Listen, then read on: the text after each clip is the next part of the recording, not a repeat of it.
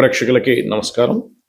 ఈ పక్ష ఫలితాల్లో 16వ తేదీ నుంచి 16 ఆగస్టు నుంచి 31వ తేదీ వరకు ఉండేటువంటి గ్రహస్థితి గమనించుకొని ముందుగా మేషరాశి వారికి గనక చూసుకున్నట్లయితే ప్రధానంగా ఇక్కడ మేషం వారికి రాశినాథుడైనటువంటి కుజుడు 3వ స్థానంలోని 4వ భావంలో రవి బుధ మరియు గురువు యొక్క సంబంధం కలిగి ఉంటూ ఆ యొక్క రవి 17వ తేదీ నుంచి మారుతున్నాడు, బుధుడేమో 23వ తేదీ నుంచి మారుతున్నాడు. అదేవిధంగా పంచమంలో కేతువు, 6వ స్థానంలో శుక్రుడు ఉన్నాడు. మీకు 12వ స్థానంలో ఉండేటువంటి శని వక్రించడం వల్ల ఏలినాటి శని పూర్తిగా తగ్గుతుంది మరియు ఏకాదశంలో రాహు ఉన్నాడు. ఇక చంద్రుడు దాదాపుగా మీకు ఈ యొక్క 15 రోజుల పాటు సింహరాశి నుంచి కుంభరాశి వరకు సంచరిస్తుంటాడు.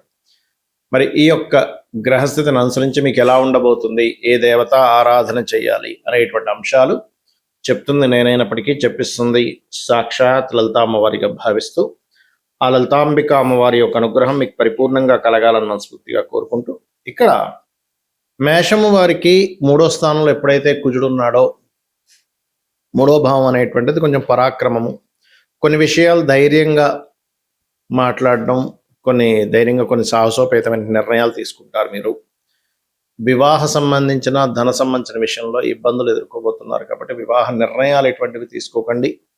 ఈ పూర్తి పక్షంలో మంత్ ఎండింగ్ వరకు కూడా శుక్రుడు 6వ భావంలో, 6 అంటే శత్రుస్థానం, శుక్రుడు వివాహానికి కారకుడు కాబట్టి అనవసరంగా వివాహ సంబంధించిన వాటి మూలంగా శత్రుత్వాలు గొడవలు ఉన్నాయి కాబట్టి జాగ్రత్తగా ఉండండి. అది కూడా ఎవరికైనా అప్పులు ఇవ్వడం ద్వారా కూడా, ఎందుకంటే ధనాధిపతి కాబట్టి ధనాధిపతి 6వ భావంలో శుక్రుడు నీచంలో ఉన్నాడు కాబట్టి ఈ విషయంలో చాలా జాగ్రత్తగా ఉండాలి.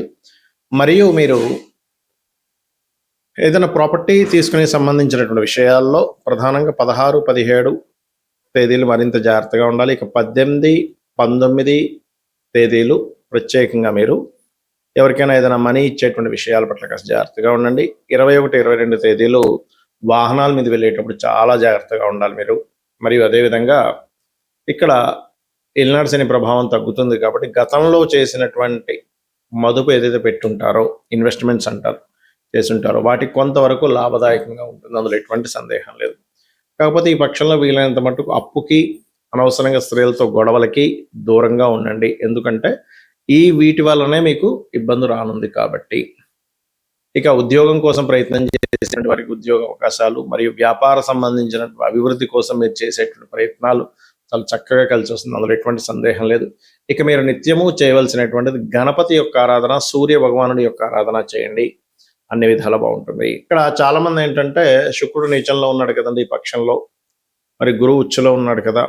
అదేవిధంగా జన్మజాతకంలో కూడా చాలా మంది అడుగుతుంటారు, ఏమండి మాకు పలానా గ్రహం నీచంలో ఉంది, పలానా గ్రహం ఉచ్చులో ఉంది, పలానా గ్రహం కేంద్రంలో ఉంది, పలానా గ్రహం కోణంలో ఉంది, ఇది హంస మహాపురుష యోగం అంటున్నారు, ఇది మాలవ్య మహాపురుష యోగం అంటున్నారు, లేకపోతే ఇలా రకరకాలు భద్ర మహాపురుష యోగము, ఏమిటిది మాకు చూస్తేనేమో ఇన్ని యోగాలు ఉన్నాయంటున్నారు, మరి మాకు ఏ యోగము కనబట్టం లేదు అని అంటుంటారు. ఇక్కడ ఏంటంటే ఒక విషయాన్ని మీరు బాగా అర్థం చేసుకోవాలి. యోగము ప్రతి జాతకంలోనే ఉంటాయి, యోగాలు అవయోగాలు ఉంటాయి. యోగం అవయోగం లేకుండా అసలు మనిషి జన్మనెత్తాడు. ఎందుకంటే ప్రతి మనిషి కూడా తన కర్మని క్లియర్ చేసుకోవడానికి జన్మిస్తాడు, ప్రతి జీవి కూడా.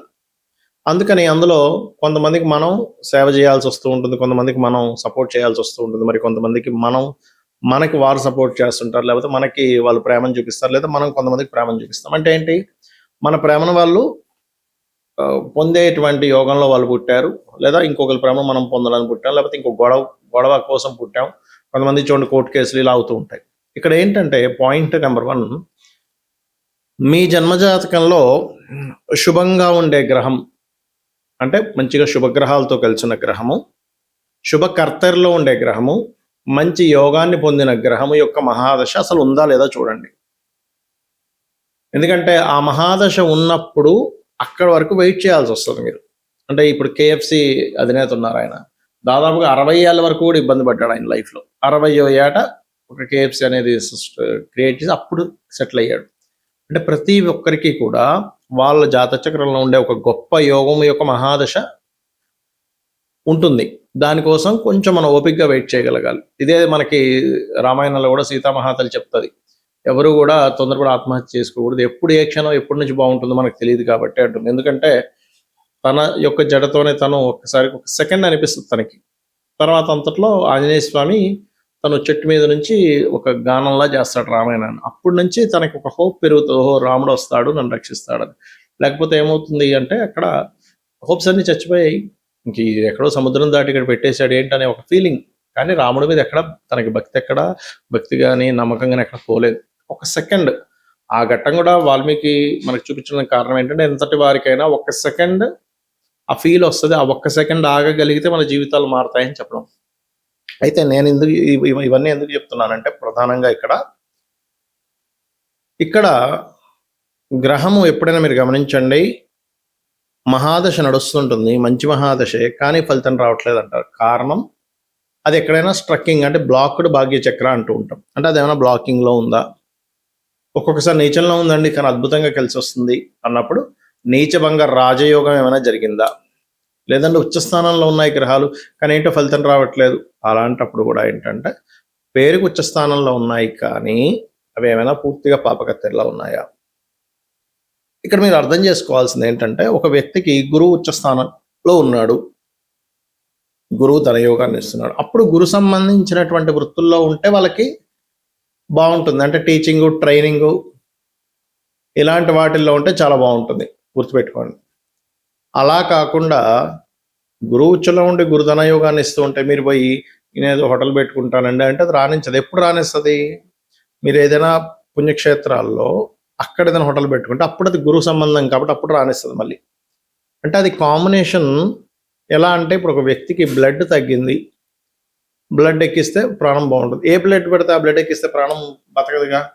పర్టికులర్గా ఏ గ్రూపో ఆ పర్టికులర్ గ్రూప్ అయితేనే ఆ వ్యక్తికి రక్తహీనత ఉండేటువంటి దోషం పోయి వాళ్ళకి రక్తం పెరిగి బాగుంటాడు ఆరోగ్యంగా. అలాగే మన జన్మజాతకంలో ఏమిటి, ఇప్పుడు కొంతమందికి చంద్రుడు చాలా బాగుంటాడు, చంద్రుడే ధనయోగాన్ని ఇస్తున్నాడు, అప్పుడు అతను ట్రాన్స్పోర్టేషను లేకపోతే మానసిక శాస్త్రవేత్తలుగానో ఫుడ్ రిలేటెడ్ దాంట్లోకి వెళ్ళాలి. చాలామంది ఏం చేస్తారు, ఇది తెలియక చంద్రుడు బాగున్నాడు కదా అనేసరికి వీళ్ళు ఇంకెవరైతే ఇనప బిజినెస్ పెట్టుకుంటాడు, ఆయన బిజినెస్ పెడతారు. ఏంటోనండి మంచి మహాదశ అన్నారు, చంద్ర మహాదశ అన్నారు, చంద్రుడు చాలా ఉచ్చ స్థానంలో ఉందన్నారు, నాకు చూస్తేనేమో ఏంటో కలిసి రావట్లేదు. ఎందుకు కలిసి వస్తుంది? ఎందుకంటే మీరు ఎంత సిన్సియర్గా ఉదయం నిద్రలేచి 5 గంటలకు నిద్రలేచి చక్కగా పూజాది కార్యక్రమాలు చేసుకొని అన్నీ రెడీ అయ్యి మీరు ఇటు తిరుపతికి వెళ్ళాలంటే మీరు ఇటు వెళ్తూ ప్రయాణం చేస్తున్నారు. నేను చాలా సిన్సియర్గా పొద్దున్న 5 గంటలకు నిద్రలేచానని మంచి కారు పెట్టుకున్నాను కానీ ఇటు ప్రయాణం చేస్తాను తిరుపతి రావట్లేదు అనేది ఎంత రాంగో, మనం కూడా మన జన్మజాతకంలో దశాలార్డ్ లేదా ధనాన్ని ఇచ్చే కారకుడు. ఎందుకంటే ఇవాళ రేపు అందరికీ కూడా సమస్య ధన సంబంధంగానే ఉంది, డబ్బులు రావట్లేదు, అన్ని సమస్యలు దాని నుంచే చుట్టూ ఉంటుంటాయి. అయితే ధనమే ప్రధానం అని కాదు, కాకపోతే ధనం కూడా సంపాదించమని శాస్త్రం చెప్తుంది. మీ పర్సనల్ చార్ట్లో చదువుకునే స్టేజ్ నుంచి కూడా అసలు నేను ఏ కోర్స్ చేస్తున్నాను, అది నాకు ఉపయోగపడుతుందా లేదా అనేటువంటి చూసుకోండి పర్టికులర్గా. అప్పుడు మీకు ఆటోమేటిక్గా బాగుంటుంది అది. ఓకే. అలాగే ఇంకొక విషయం ఏంటంటే కొన్నిసార్లు మనకి ఆ కాంబినేషన్ ధనయోగం ఉంటుంది కానీ ఆ ధనాధిపతి పాడైపోయి ఉంటాడు, పాపకత్తెరలో పాప గ్రహాలతో, అంటే కుటుంబ సంబంధించిన వ్యవహారాలు అందుకే గొడవలు రావడం, ధనం సంపాదించేసరికి ఎవడో ఏదో పట్టుకుపోవడం దాన్ని, ఇలాంటివి జరుగుతూ ఉంటాయి. కాబట్టి అప్పుడు అది ఏ గ్రహాల ద్వారా అయితే సంబంధం కలిగి పాడైందో ఆ గ్రహాలకు సంబంధించిన దానం ఇవ్వాలి. అంతేగాని ఆ పాడైంది కదండి నేను రత్నాలు పెట్టేసుకుంటానంటే కుదరదు. ఎలా అంటే ఇప్పుడు దొంగతనాలు జరుగుతున్నాయి అనుకోండి, ఉదాహరణకి దొంగతనాలు జరుగుతున్నాయి కదండి అందుకని నేను దొంగలందరినీ తీసుకుని ఆ ఇంట్లో పెట్టుకున్నానంటే అది దొంగలకి దూరంగా ఉండాలి కదా. మనం దొంగతనం జరుగుతుంది అన్నప్పుడు జాగ్రత్తగా ఉండాలి కదా. ఇక్కడ ఏం చేస్తున్నాం మనకు తెలియక రెండవ అధిపతిని పాడు చేస్తున్న గ్రహాలు కొన్ని ఉన్నాయి, ధనాన్ని ఇచ్చే గ్రహాలు. ఆ ధనాన్ని ఇవ్వడానికి సపోర్ట్ చేయాల్సిన గ్రహాలే కంబస్ట్ చేసేసి అక్కడ రాకుండా చేస్తున్నాయి. అప్పుడు మనం ఏం చేస్తున్నాం, దాన్ని ఇంకొంచెం బలం పెంచడం కోసం రత్నం పెట్టేసుకుంటున్నాం. అలా పెట్టకూడదు. అప్పుడు దానం ఇవ్వాలి లేదా రుద్రాక్ష ధరించాలి. ఇలా ఒక్కటని కాదు, ప్రతి భావానికి మీరు ఒక ఇల్లు కొనుక్కోవాలనుకుంటున్నారు, వివాహం అవ్వటం లేదు, లేదా సంతానం కలగట్లేదు, ఆ పర్టికులర్ భావాధిపతి ఆ కాంబినేషన్లో క్లియర్గా ఉంటూ అది ఎంతవరకు బలాన్ని పొందాడు అనేటువంటిది ఉంటుంది ప్రతి జాతకంలో ప్రతి అంశం మీద. ఆ బలాల యొక్క బేరేజ్ని బట్టే వీళ్ళకి ఓకే ఇంత లేట్ అవుతారు లేదా తొందరగా ఉంటుంది, అద్భుతంగా ఉంటుంది ఈ మహాదశలో అనేటువంటి తెలియజేయడం జరుగుతూ ఉంటుంది. కాబట్టి నేను చెప్పబోయేది ఏంటంటే ఒకటే గుర్తుపెట్టుకోండి, ఫస్ట్ ఎంతసేపు ఏలినాడు శని లేకపోతే కాలసర్ప దోషాలు ఇవి ఉన్నాయి, నేను లేవనట్లే, కానీ దీని ప్రభావం కొంతే ఉంటుంది. ఇది ఒకటే కాకుండా అసలు అనాలిసిస్ చేయడం తెలుసుకుంటే అంటే ఏంటి, మీకు ఏ దశ నడుస్తుంది, ఏ అంతర్దశ నడుస్తుంది, వాళ్ళిద్దరి యొక్క బలం ఎలా ఉంది, గోచారంలో ఉండే గ్రహం ఎలా ఉంది, దానికి నేను ఏం చేసుకోవాలి. ఎలా అయితే ఒక మనిషి యొక్క స్కానింగ్ రిపోర్ట్ తీసుకొని అసలు ఏ వైటమిన్స్ తగ్గాయని చూసి దానికి తగ్గ టాబ్లెట్స్ ఇస్తే వాళ్ళకి ఎలా తగ్గుతుందో, ఇది కూడా సేమ్ యాజ్ ఇట్ ఈజ్ వాళ్ళ యొక్క జన్మజాతకంలో ఉండే కాంబినేషన్స్ని క్లియర్గా అబ్జర్వ్ చేసి రెమెడీస్ చేసుకోవాలి. అప్పుడు ఖచ్చితంగా పనిచేస్తాయి. రోజు నిత్యము లలిత చేసుకోవడము, రోజు దీపారాధన చేయడము, రోజు కాస్త ఆలయానికి వెళ్ళడం అలవాటు చేసుకోండి, అనే విధాలు బాగుంటుంది. శ్రీమాత్రే నమః.